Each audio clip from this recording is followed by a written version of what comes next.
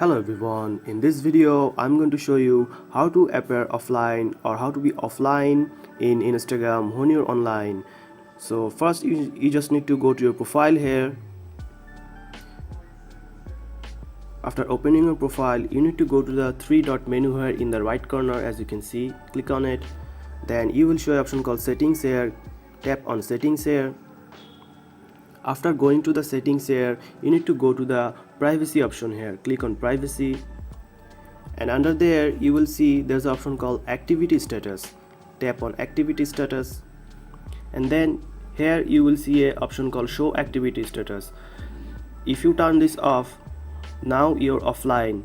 So if you're online but people will not see you and you're now offline here, so allow accounts to follow and anyone you message to see when you're active or last active on Instagram apps. So this will show you that your last active status, but people will don't find out that you're really online, but it will show you offline. So that's it guys, this is how you appear offline in Instagram. So if you found this video helpful, please subscribe to this channel and thank you for watching.